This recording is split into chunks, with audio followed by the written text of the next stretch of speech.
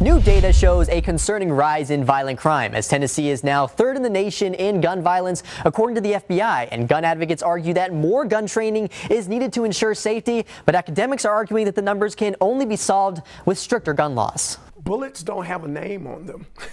Bullets don't have eyes. It's a story Pastor Ternae Jordan is all too familiar with. Shot in the head, playing Russian roulette. He's buried 105 young people lost to gun violence in 15 years, with his own son nearly making the list.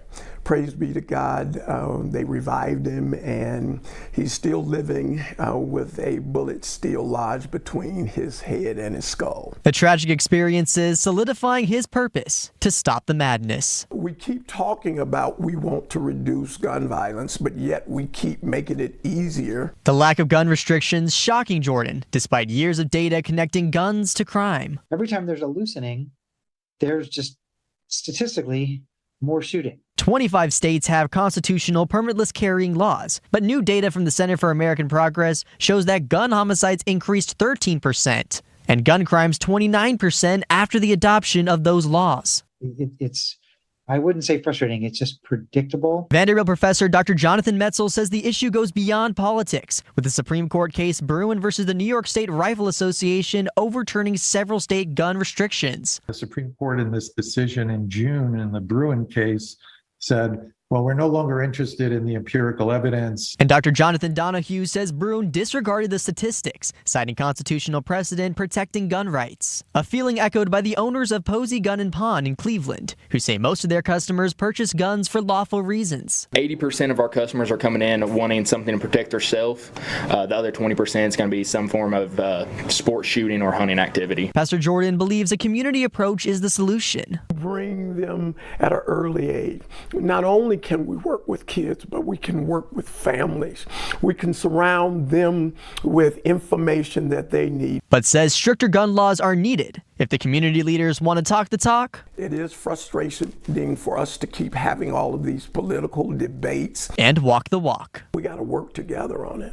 Bruin overturned gun laws in California, New York, and New Jersey, and Tennessee's violence rate is now the highest in the South.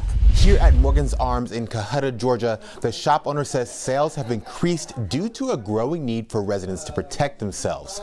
Now, according to the Gun Violence Archive, death from gun violence increased nationally by 9% since 2020. Now, as this bill advances, gun owners here have differing opinions.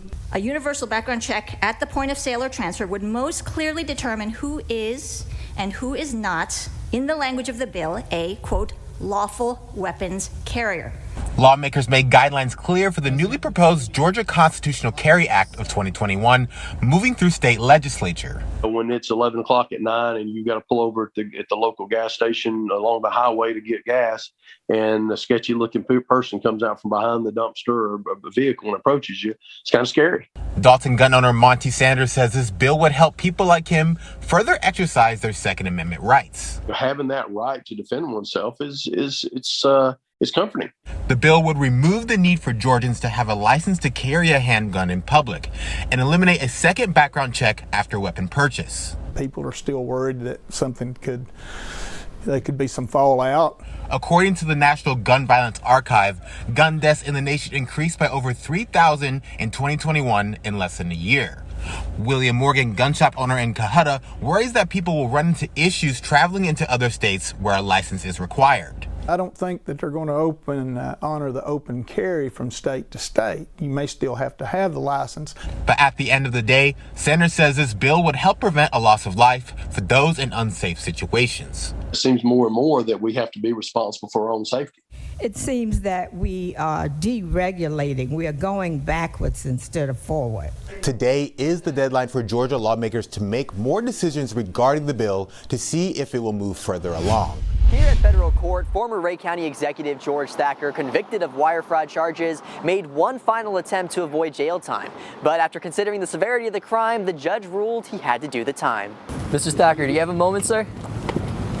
No, we're just going to keep walking, guys. A quick exit by former Rhea County Executive George Thacker after being sentenced to 33 months in federal prison. Just it's really disheartening to see an elected politician who's supposed to be standing up for taxpayers actually do the opposite and spend their money in a fraudulent way. Convicted of these wire fraud charges and failing to use taxpayer COVID funds as intended, Thacker's request to serve his term on house arrest was denied. Thacker pled guilty but cited his difficult upbringing, saying in this letter to the judge that he suffered trauma and abuse as a child. In court, he said, quote, "I'm sorry for what I've done. Being smart doesn't matter at this time. I wish I could have made the right decisions all the time." That is something that can't just be let go. A firm punishment, something that Mark Cunningham with the Beacon Center says was desperately needed after Thacker received 3 loans for over $650,000 in Federal Care Act funds that were meant to keep employees working at his hotel and other businesses in Spring City. Taxpayers deserve better, and I think that what happened today was they set an example. Instead, court documents show that Thacker used the money to purchase cryptocurrency. I'm